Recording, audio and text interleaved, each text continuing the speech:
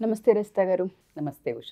ఒక తండ్రి గొప్పతనాన్ని గురించి చాలా వీడియోస్ మనం చేస్తున్నాం. బట్ ఒక్క వీడియో మనం చూస్తే మన కంట్రీలో కాదు కానీ బయట దేశంలో జరిగిన సంఘటన గురించి నేను మాట్లాడుతూ ఉన్నాను. కన్న కూతుర్ని 1000కి పైగా సార్లు రేప్ చేశాడని, 25 సంవత్సరాల వరకు ఒక రూమ్లో బంధించేశాడని, 3-4 పిల్లలను కన్నాడని 6 మనం వింటూ ఉన్నాం. ఈ కథనాన్ని అసలు ఏ విధంగా చూడాలి అంటారు? వాస్తవ కోణాలేంటి? ఆ న్యూస్కి సంబంధించిన డీటెయిల్స్ ఏంటి? ఆర్గానిక్ పద్ధతిలో మీ చర్మాన్ని తెల్లగా మార్చుకోవాలనుకుంటున్నారా? సంప్రదించండి డాక్టర్ మాధవిని. అది ఎంత సార్లు విన్నా కూడా it is very hard to believe and accept. అంటే ఒక తండ్రి అనే ఫిగర్ ఒక కూతురికి ఎట్లా ఉంటుందంటే ద ఫస్ట్ హీరో అండ్ నాకు భర్త అంటూ వస్తే ఇలాగ రావాలి, నా నాన్నే నా హీరో అని ఒక అరచేతుల్లో ఒక ప్రిన్సెస్ లాగా పెంచుతారు తండ్రి. ఆ కూతురు కోసం అసలు ఎన్ని త్యాగాలో కదా. అసలు ఆ కూతురు పెళ్లి కోసం పుట్టిన దగ్గర నుంచి ఒక కలలు కంటూ ఉంటారు జనరల్గా. సో అలాంటి ఒక అందమైన, ఒక నమ్మకమైన, ఒక బాధ్యత కలిగిన, ఒక భరోసా ఇచ్చే రిలేషన్ కాస్త ఎట్లా అంటే ఒక క్రూర మృగంలాగా మారి ఇంట్లోనే కన్న తండ్రే కాటేసే పరిస్థితి వచ్చినప్పుడు నాకు తెలిసి అంటే యాక్సెప్ట్ చేయరబ్బా. మనం ఆ వీడియో చేసినప్పుడు చాలా రోజులు దాన్ని చూడలేకపోయారు. ఎందుకంటే ఆ టైటిల్ చూడంగానే నో విమెన్ అంటే ఏ మదర్ కానీ, ఏ కూతురు కానీ, ఏ తండ్రి కానీ నార్మల్ సమాజంలో ఉన్న వాళ్ళు యాక్సెప్ట్ చేయలేని టైటిల్. బట్ నేనంటాను వాస్తవాలు చూడాలి. అలాంటివి చూసి ఆ ధైర్యాన్ని ఫేస్ చేసినప్పుడు మన చుట్టుపక్కల ఉన్న మగవాళ్ళు, నేననేది తండ్రి రూపకంలా అందరినీ చూడకండి. ఎందుకంటే ఆ బాధ్యత, ఆ రిలేషన్ తండ్రి అయి ఉండొచ్చు.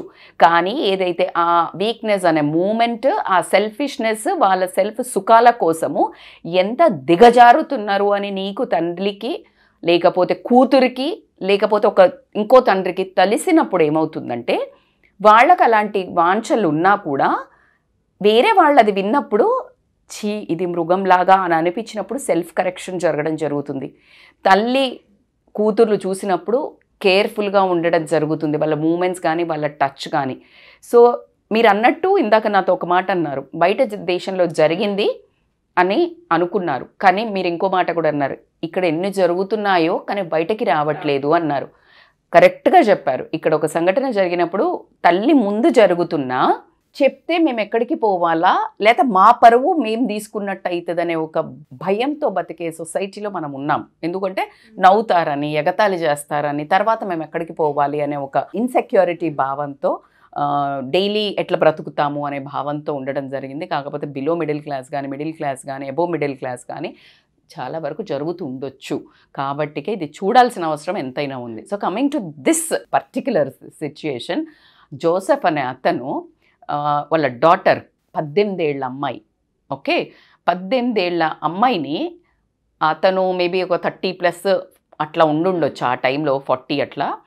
సో తన మీద కన్ను పడింది ఎలా అని ఆలోచించుతూ దానికి అద్భుతమైన పన్నాగం మనకి. హీజ్ ఇంటూ వెరీ గుడ్ అంటే రియల్ ఎస్టేట్లో అట్లా ఉండడంతో అతను ఒక ఇల్లు ప్లాన్ చేశాడు. దాంట్లో ఒక పక్కడ్ బందీగా ఒక 3 బెడ్రూమ్ల ఒక సెల్లార్లో ఒక ఇల్లుని ప్లాన్ చేశాడు. ఒక రోజు అదే అదునుగా చూసుకొని ఫ్యామిలీ అంతా బయటికి పోయింది చూసి, కూతురు ఒంటరిగా ఉన్నది చూసి కూతుర్ని తీసుకొని కిందికి ఏదో ఉందని ఆఫీస్ అని చెప్పేసి కిందకి తీసుకెళ్ళాడు. అక్కడ ఆమెను కిడ్నాప్ చేసేసాడు, బంధించేశాడు.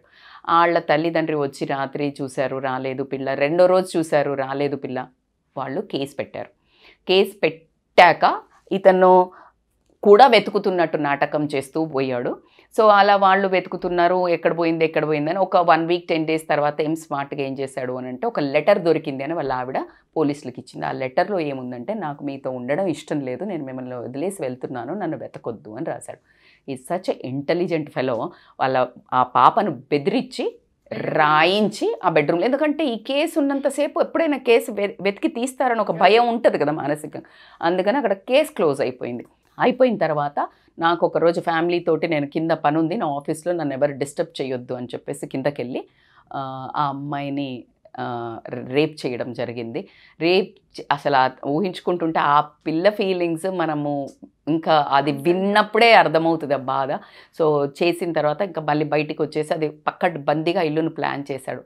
అలా ఒక 1 year తర్వాత చూస్తే ఆ అమ్మాయి ప్రెగ్నెంట్ అవ్వడం జరిగింది. ఒక పాప పుట్టింది. కానీ ఆ చిన్న ఏజ్ కదా అమ్మాయిది, చనిపోయింది పాప. సో పడేశాడు. అలా కంటిన్యూయస్గా 18 సంవత్సరాలలో అతనికి ఒక 6 పిల్లలు పుట్టడము. 6 పిల్లల్లో మధ్యలో 3 మాత్రము ఆ పిల్లలు పుట్టినా కొద్దీ పైకి తీసుకొచ్చేసి నాకు ఎక్కడో ఇలా బయట ఆర్ఫన్స్ అని ఇంట్లో చెప్పి ఇంట్లో పెంచుతున్నాడు.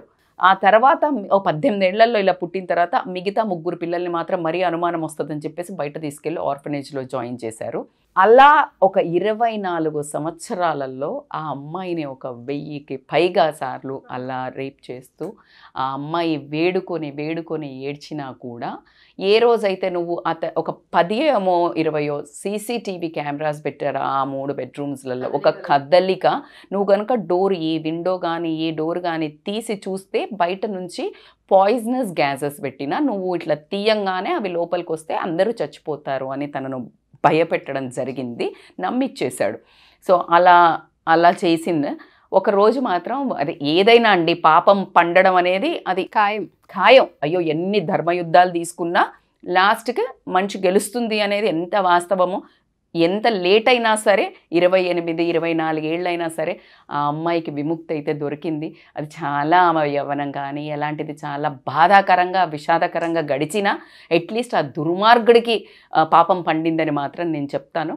సో 24 ఏళ్ల తర్వాత అతను ఒకరోజు తాగి వెళ్ళి ఆ అమ్మాయిని ఇలాగే రేప్ చేసిన తర్వాత బెడ్ మీద అట్లాగే మత్తులో పడిపోతే అతను ఎలా పెట్టుకున్నాడంటే తన మాస్క్ ఉంటేనే తీయడం ఏదైనా జరుగుతుంది. సో ఫేస్ మాస్క్ అతనిది పెట్టుకొని ఆమె బయటికి వచ్చి వాళ్ళ అమ్మకి చెప్పడం జరిగింది. వెంటనే పోలీస్ కంప్లైంట్ చేయడము, పోలీసులు ఇమ్మీడియట్గా రియాక్ట్ అయ్యి తీసుకొని వాడిని వచ్చి అరెస్ట్ చేసి కోర్టు ముందు పెడితే కోర్టు జడ్జ్ జీవితకాలం శిక్ష, అతను బతికున్నంత కాలము అతను అనుభవించాల్సిందే అనే శిక్ష వేసిండ్రు.